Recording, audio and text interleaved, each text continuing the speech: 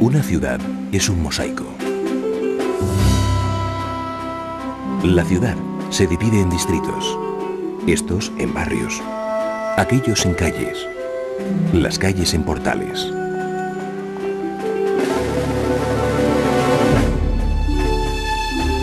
Los portales se dividen en viviendas, las viviendas en habitaciones. Desde lo más pequeño a lo más grande hay un orden. Pero también hay un desorden implícito. Piezas demasiado grandes junto a otras pequeñas. Barrios construidos desde el diseño y barrios construidos desde el azar. En cierto sentido, una ciudad podría ser un caos que sueña con el orden.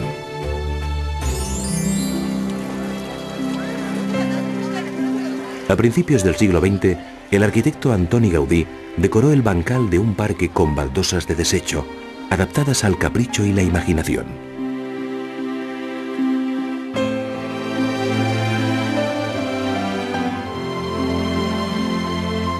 El mosaico, hecho con piezas tan diferentes, pero con un resultado tan armónico, ¿no es un buen resumen de la ciudad?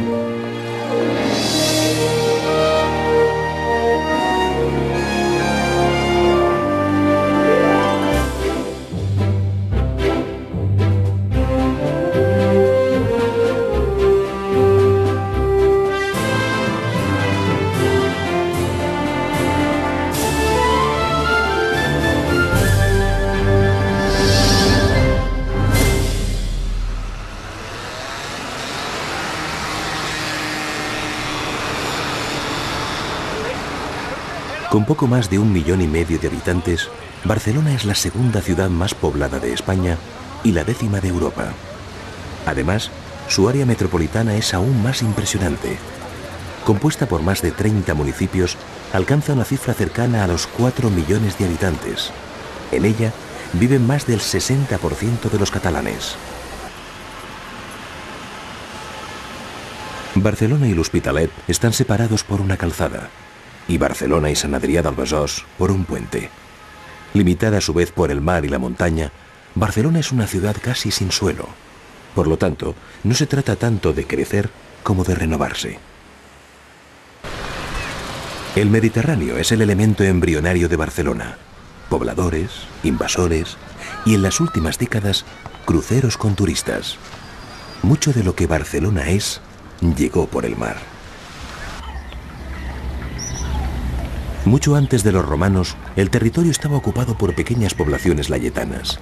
La palabra Barcelona procede de Barcino, su nombre cuando era colonia romana.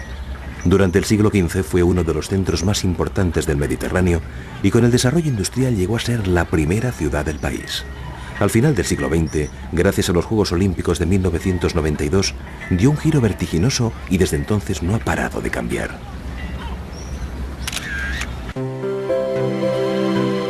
Hace 1000 años, hasta aquí mismo llegaba el mar. Las reales atarazanas es donde se construían los barcos. En la colección del Museo Marítimo llama la atención una réplica a tamaño real de la galera de Don Juan de Austria. Bajo las piedras de la muralla medieval hay fundamentos visibles de la muralla romana que cerraba la ciudad.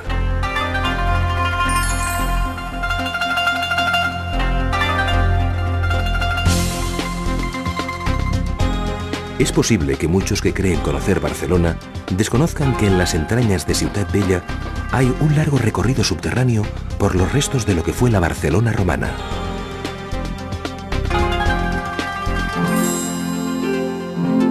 Sobre las ruinas romanas hay vestigios importantes de la ciudad medieval.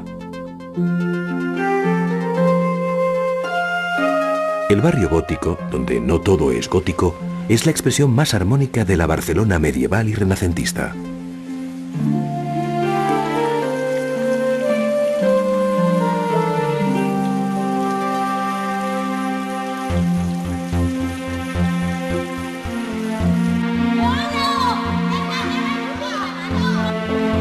La catedral es el edificio más imponente del barrio gótico.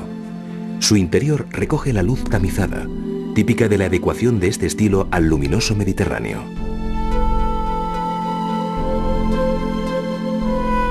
Bajo el altar hay una cripta dedicada a Santa Eulalia, una joven mártir de época romana. A la cripta se accede por una escalinata abierta en la mitad del templo, el cual fue construido entre los siglos XIII y XV.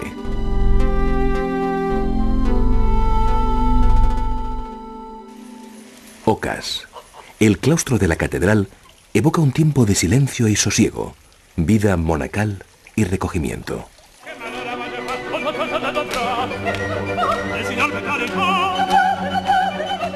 Sin duda, la calle más nombrada de Barcelona es la Rambla.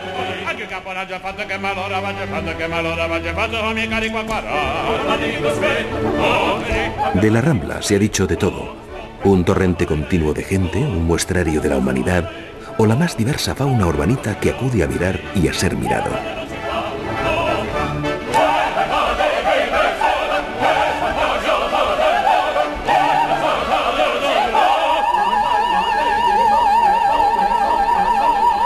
Ser mirado se ha profesionalizado.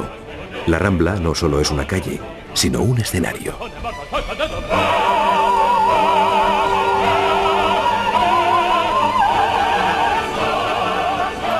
En la orilla de la Rambla se encuentra el escenario más renombrado de la ciudad condal, el Liceo.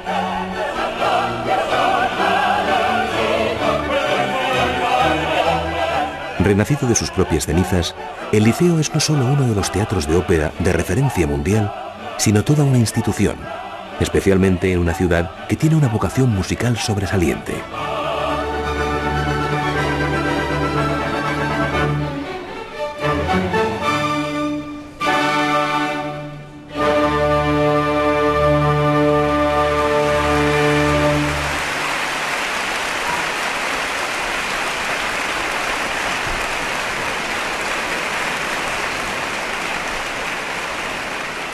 El edificio ha sido construido como una brecha para que el campanario sea contemplado desde la Rambla. Es un buen ejemplo. Construir pensando en la mirada. La simpática Plaça del Pi, donde está la iglesia gótica del mismo nombre, es hoy un entrañable rincón del casco viejo barcelonés. Pero tal vez el más imponente vestigio gótico sea la iglesia de Santa María del Mar.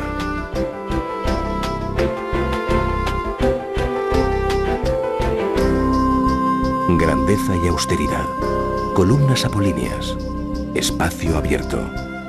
Realmente se trata de una de las iglesias góticas más impresionantes de nuestro país.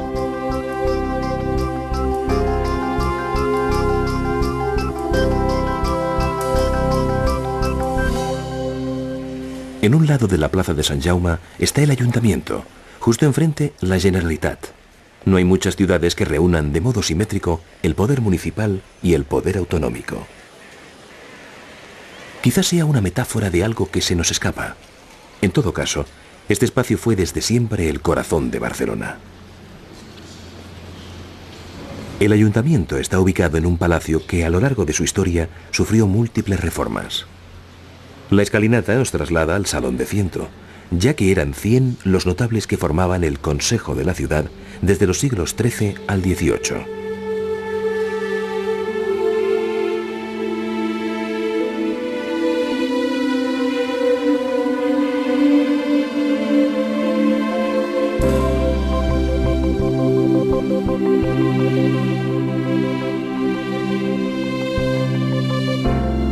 Para entender Barcelona hay que regresar al siglo XIX e imaginarse el bullir excitante de una gran ciudad industrial. Constreñida por las murallas, la ciudad rompió con ellas y se unió con celeridad a pueblos cercanos que hoy son barrios de Barcelona. Esto se hizo bajo la cuadrícula ordenada del plan de Ildefons Cerdà, un ejemplo de urbanismo de alta calidad con una preclara visión de futuro.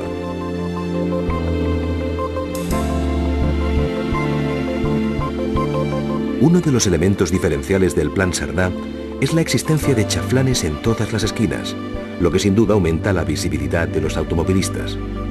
Pero cuando fue aprobado en 1859, no existían automóviles, lo que no deja de ser sorprendente.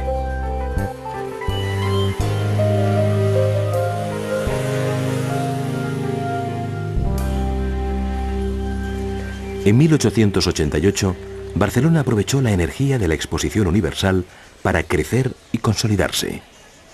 El Parque de la Ciudadela, antiguo cuartel, se remodeló y se llenó de edificios interesantes. Hoy es uno de los lugares de ocio más vivos de toda la ciudad.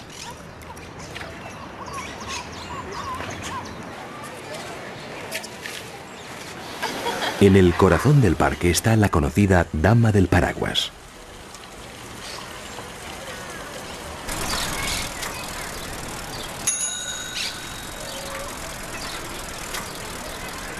En uno de los márgenes menos conocidos de la Ciudadela se construyó un invernadero para especies exóticas. Incluso en estructuras humildes como esta, resulta reconocible el empeño renovador de aquel 1888.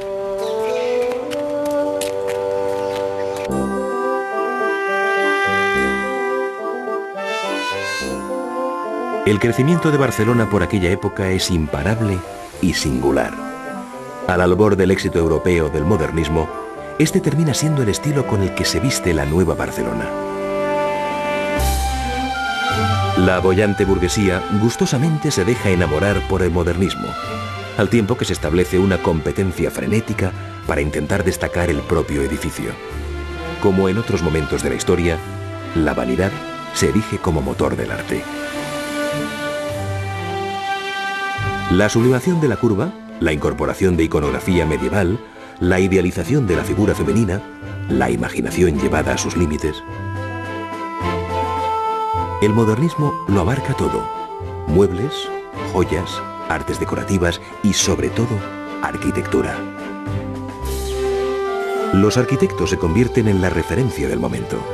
Desde las rejas de un pabellón campestre, hoy ubicado en la parte alta de la ciudad, hasta la concepción global de un hospital, todo es modernismo. El Hospital de Sant Pau es algo más que un hospital. Es toda una ciudad hospitalaria en pleno uso a día de hoy.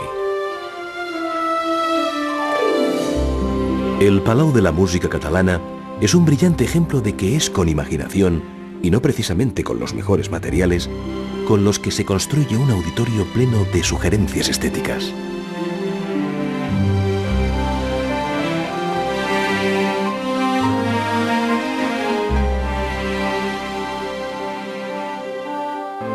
El espacio interior vincula la sutileza de la música con una puesta en escena brillante y armónica en el que el trabajo del arquitecto se entremezcla con el de los escultores.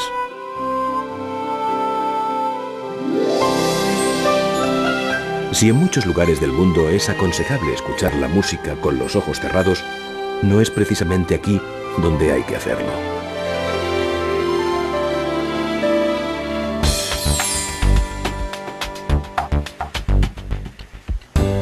Entre todos los arquitectos del momento, Antoni Gaudí desarrolla a través del modernismo un mundo propio que suscita la admiración de todos. Aunque también hay obra suya en otras poblaciones, su nombre hace seña de identidad con Barcelona.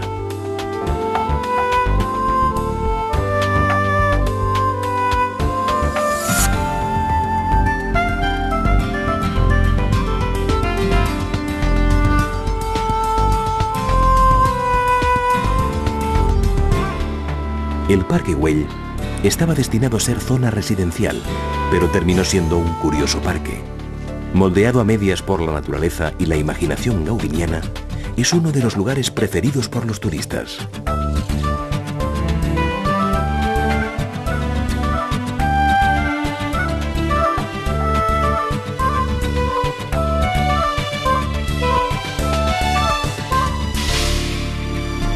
La iglesia de la Sagrada Familia es uno de los iconos más sobresalientes de Barcelona.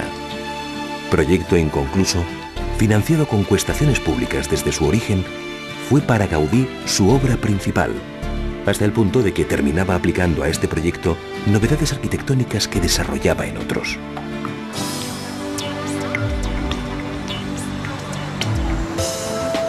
En la Sagrada Familia trabajó prácticamente toda su vida. Con mucha perspicacia legó un paramento vertical, la fachada del Nacimiento, una fachada de 88 metros de altitud que comprometiera a generaciones futuras a terminarla. De hecho, así está siendo. Cada época ha dado su impronta. La fachada oeste es obra del escultor Subirachs. Manteniendo las líneas básicas, incorporó elementos reconocibles del arte de finales del siglo XX.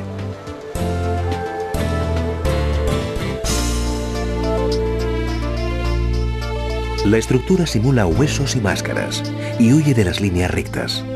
En la Casa Batlló, Gaudí muestra una armonía perfecta entre exterior e interior.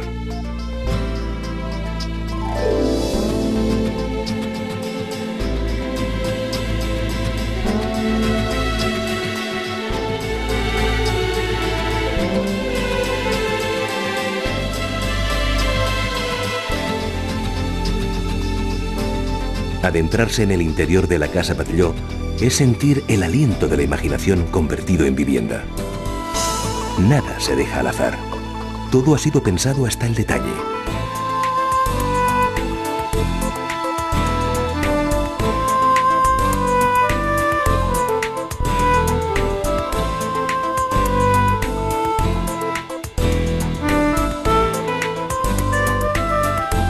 Los desvanes que comunican con la terraza sugieren un juego de luces propio de un monasterio a pequeña escala.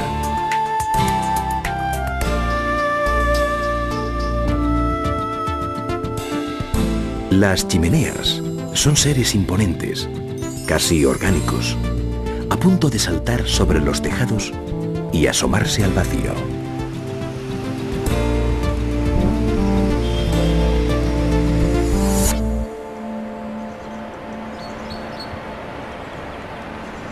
La Exposición Universal de 1929 impulsó una nueva Barcelona que, sobre todo, se desarrolló en las laderas de Montjuïc.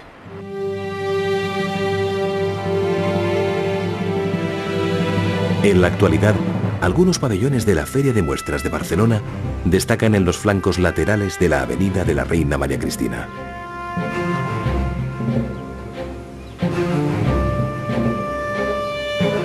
En 1929, Montjuïc se llenó de edificios expositivos. Uno de ellos ha sido transformado para albergar uno de los museos más importantes de nuestro país, el Museo Nacional de Arte de Cataluña.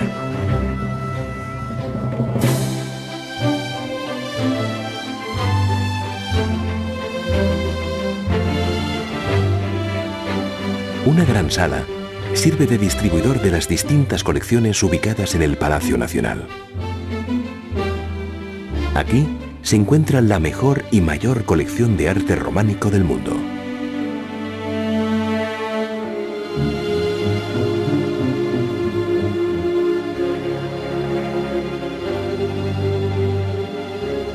La espléndida decoración en semipenumbra crea el ambiente adecuado para contemplar los restos de aquel arte medieval primitivo cuya ingenuidad a menudo llega a emocionar.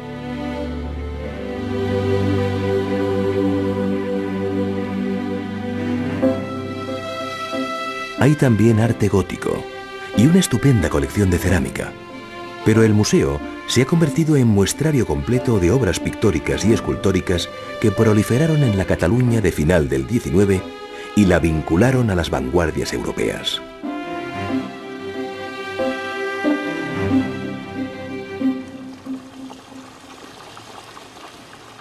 En la exposición del 29, cada país representado construyó un pabellón posteriormente desmantelado. Sin embargo, una iniciativa de hace unos pocos años reconstruyó con fidelidad el de Alemania, diseñado por el arquitecto Mies van der Rohe. Lo verdaderamente sorprendente es que este espacio rabiosamente actual esté concebido en aquel lejano 1929. El centro reconocible de Barcelona es la Plaza de Cataluña.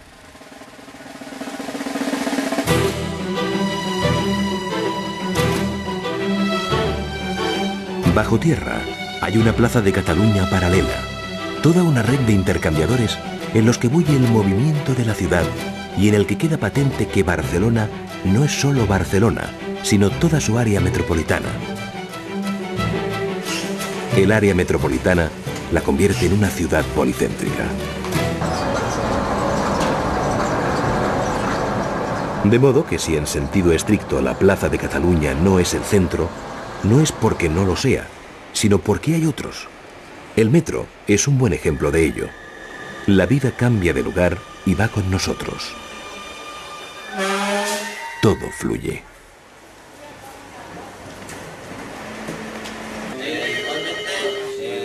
Vuelve a tirar los técnicos aquí en Málaga. Control central del metro en la sede de TMB. Transportes Metropolitanos de Barcelona. Hola, escucha. No inicies la marcha de diagonal, por favor, no inicies la marcha de diagonal. Repito, no inicies la marcha de diagonal. Se controla la regularidad, pero también la seguridad a través de 4.000 cámaras instaladas en toda la red. Cuando el inspector esté contigo ya puedes salir. Además de la Plaza de Cataluña, el otro nódulo importante que también cumple las funciones de intercambiador es la estación de Sants.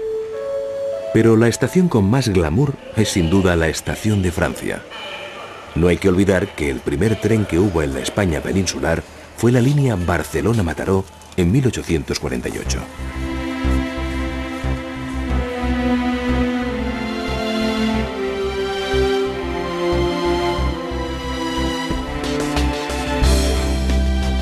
Si Barcelona nació en una fecha indeterminada hace un par de milenios, su renacimiento reciente tiene una fecha concreta, el 7 de julio de 1992. Ese día se encendió el pebetero y Barcelona demostró al mundo que era capaz de organizar las mejores Olimpiadas de la era moderna. El flechazo de salida fue posible gracias a la capacidad colectiva de los ciudadanos, dejar aparcado el yo y sacar a trabajar el nosotros. El espíritu olímpico impregnó hasta el último rincón de la ciudad.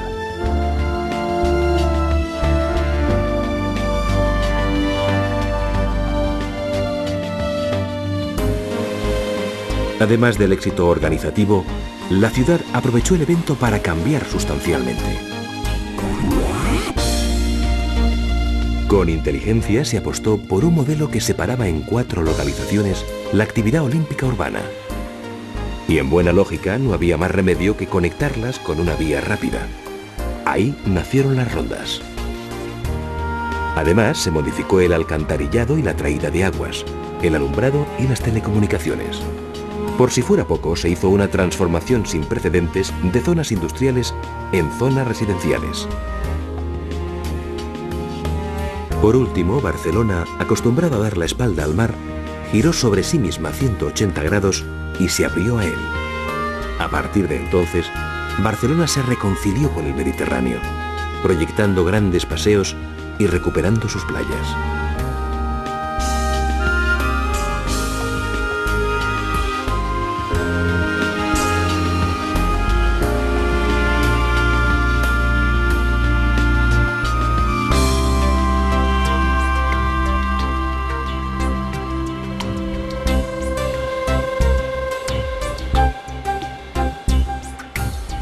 Todo contribuyó. Las Olimpiadas y el revoque de las fachadas, la recuperación de nuevos espacios y la publicidad extensiva. Los Juegos Olímpicos fueron el mejor spot de Barcelona frente al mundo. Hoy, la vida está en todas partes.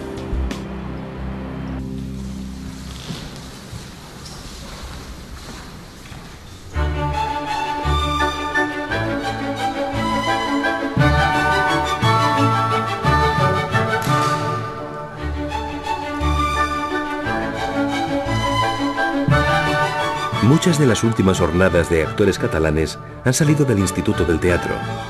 Algunos bailarines profesionales se ejercitan y ensayan bajo la mirada exigente de sus directoras.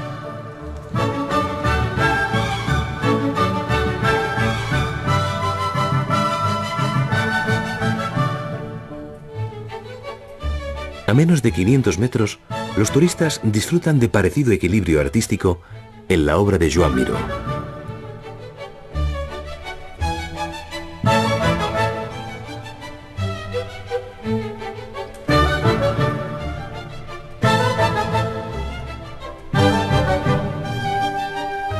El edificio es una de las obras de madurez del arquitecto y amigo del pintor Josep Lluís Sert. Un edificio blanco, de luces medidas, planteado desde la humildad de pasar desapercibido para que destaque la obra colorista del gran pintor mallorquín.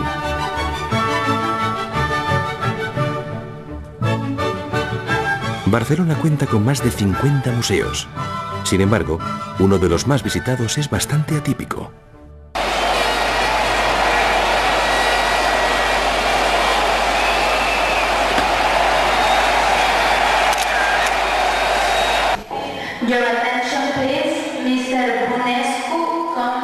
Los éxitos deportivos y mediáticos del Barcelona Club de Fútbol hacen de su museo uno de los 5 más visitados de la ciudad condal.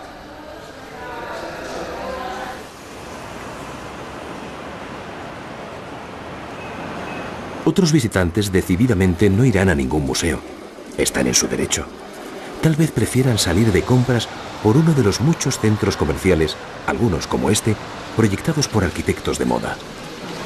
O salir a la calle, ya que la ciudad entera termina siendo un museo dedicado a la vida.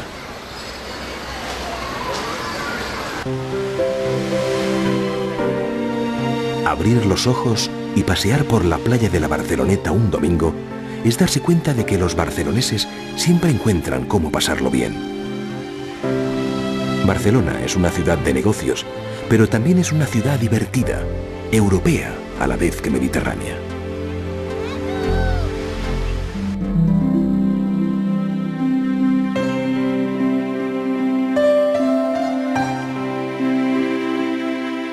Al atardecer, las sombras se imponen y el azul marino tiñe la tierra toda.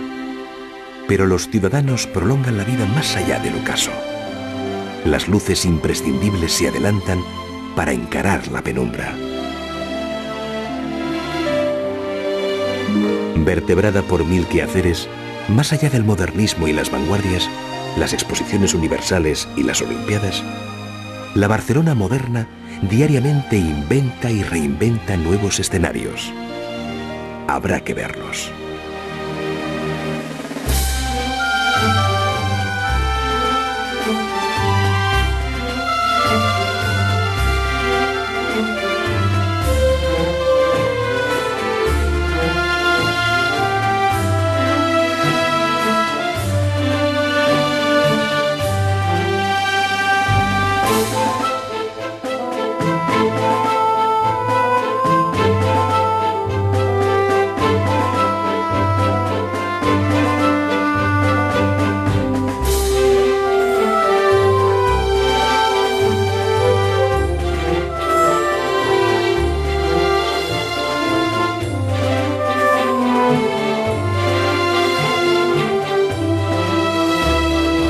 La próxima semana en Ciudades para el siglo XXI.